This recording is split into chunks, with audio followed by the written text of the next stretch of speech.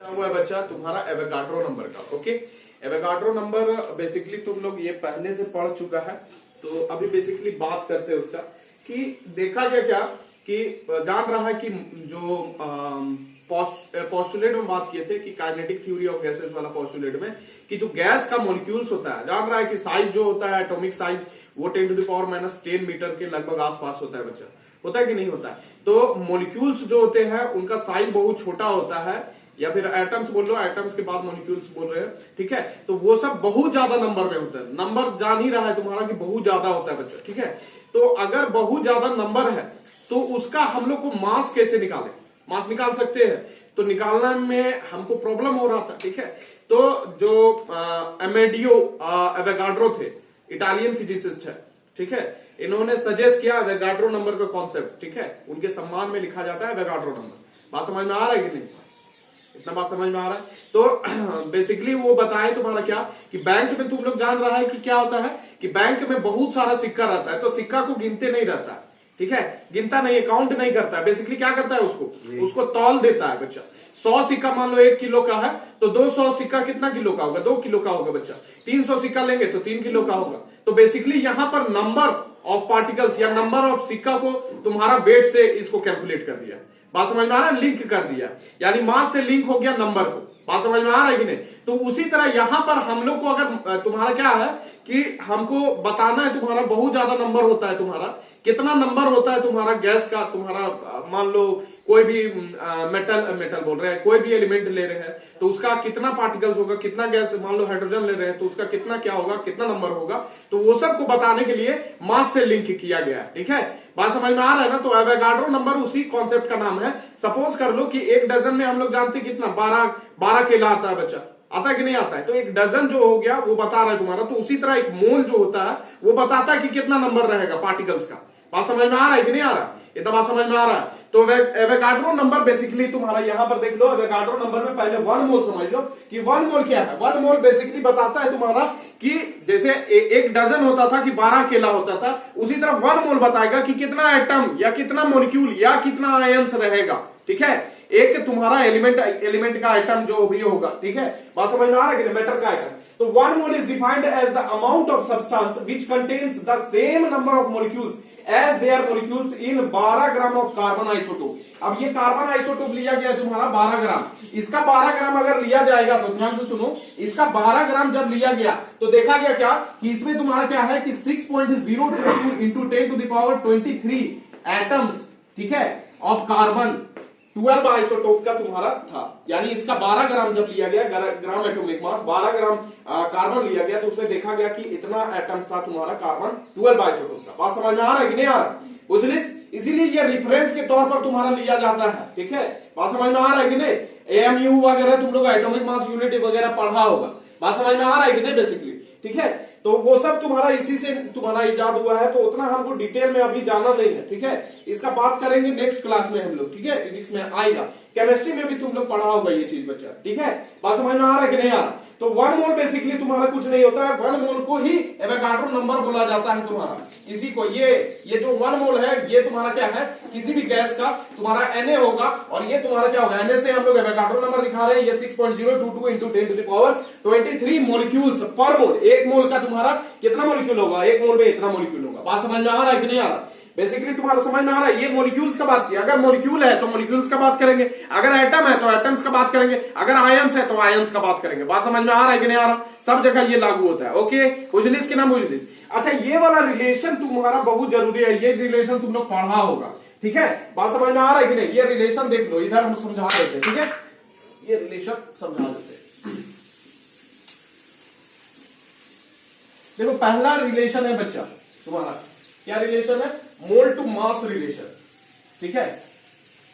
अभी यहां पर बताएं बच्चा कि 12 ग्राम तुम्हारा कार्बन का अगर लेते हैं 12 ग्राम, तो कितना एटम कंटेन करता है, 6.022 इंटू 10⁻23 मॉलिक्यूल्स कंटेन करता है बच्चा, ठीक है। मॉलिक्यूल्स या एटम्स, कार्बन का अगर लेंगे तो एटम्स लेंगे तो एटम्स हो जाएगा बच्चा। बात समझ में आ रहा है कि नहीं।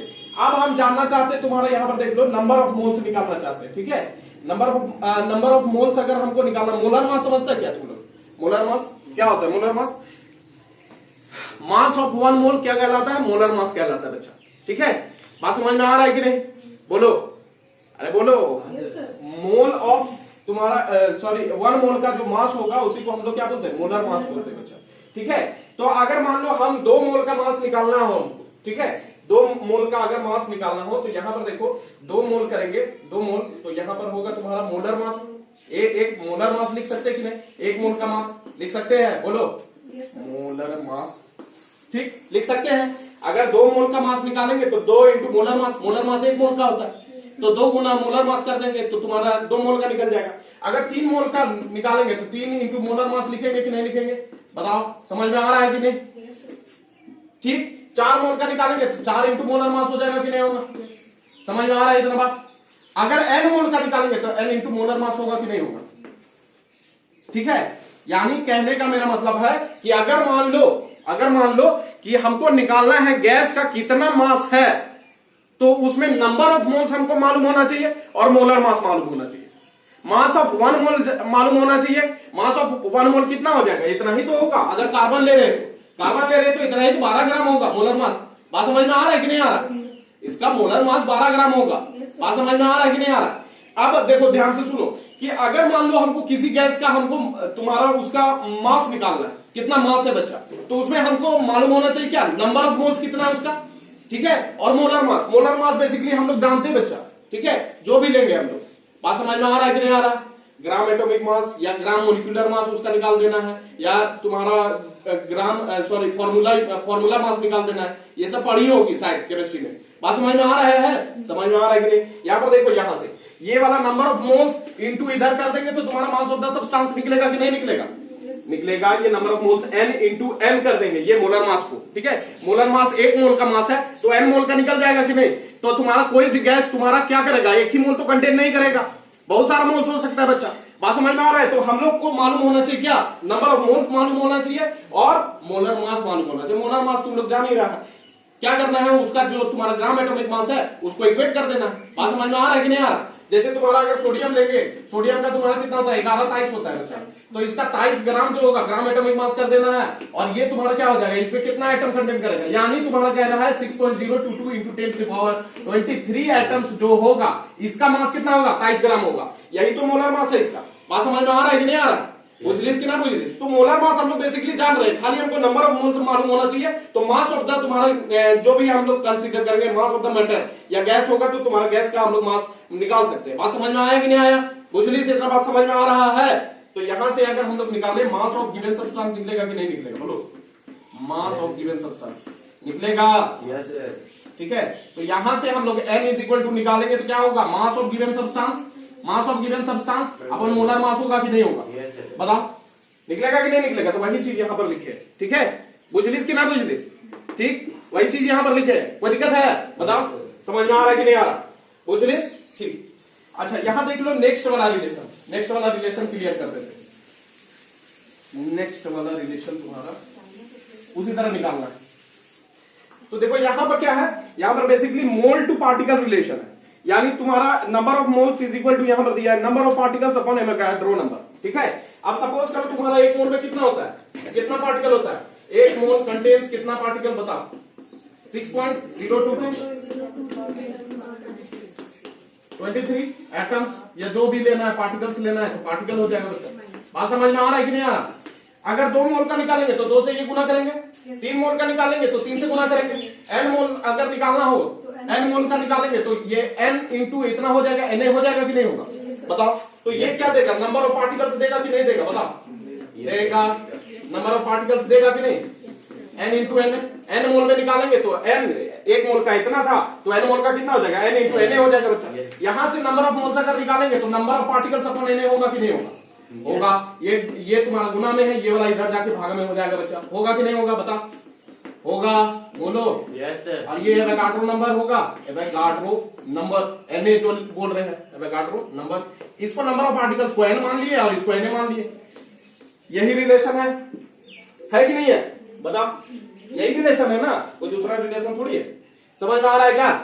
कैसे निकाले? सो 1 मोल कंटेन करता है इतना पार्टिकल तुम्हारा, Na एवोगाड्रो नंबर, यही तो कंटेन करता है। तो 2 मोल कितना कंटेन करेगा, 2 गुना इतना। 3 मोल कितना कंटेन करेगा, 3 गुना इतना होगा बच्चा। n मोल कंटेन कितना करेगा, n into Avogadro number n। बात समझ में आ रहा है कि नहीं आ रहा है? तो number of particles is equal to हम लोग लिख सकते हैं n इंटू n। बात समझ में आ रहा है कि नहीं? अब नंबर ऑफ मोल्स अगर हमको निकालना है तो ये na इधर भागा में चला जाएगा कि नहीं चल जाएगा, तो वही रिलेशन यहां पर लिखा हुआ है। बात समझ में आ रहा है क्या, बोलो बुझलिस? बुझलिस कि ना बुझलिस, समझ में आ रहा है? अब देखो यहां पर एक तीसरा वाला तुम्हारा रिलेशन दिया हुआ है, तुम्हारा मोल टू वॉल्यूम, वॉल्यूम वाला तुम्हारा रिलेशन।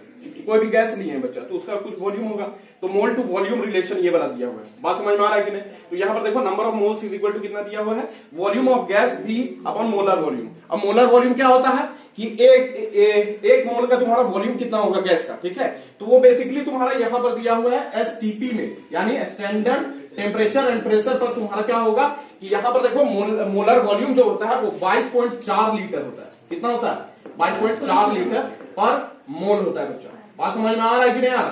पर मोल होता है, यानी एक मोल में अगर हम लोग ले तो तुम्हारा, हम बता रहे थे मोलर जो भी चीज होता है, मोलर मास लेंगे तो 1 मोल का मास बच्चा। यहां पर मोलर वॉल्यूम ले रहे हैं तो 1 मोल का वॉल्यूम कितना होगा, 22.4 लीटर होता है। बात समझ में आ रहा है कि नहीं गैस का?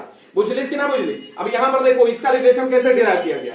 मान लो तुम्हारा यहां पर बोल रहे हैं 1 मोल का वॉल्यूम कितना हो जाएगा, 22.4 लीटर होगा, ठीक है? दो मोल का बोलेंगे तो 2 गुना इतना बोलेंगे कि नहीं बोलेंगे? 3 का करेंगे तो 3 गुना इतना करेंगे कि नहीं? 4 का बोलेंगे तो 4 गुना इतना होगा कि नहीं होगा? बात समझ में आ रहा है कि नहीं आ रहा? अगर n मोल का बोलेंगे तो n इंटू इतना होगा कि नहीं होगा? यही वाला तो तुम्हारा मोलर वॉल्यूम है, n इंटू मोलर वॉल्यूम। तो ये टोटल वॉल्यूम निकाल देगा गैस का कि नहीं निकाल के देगा?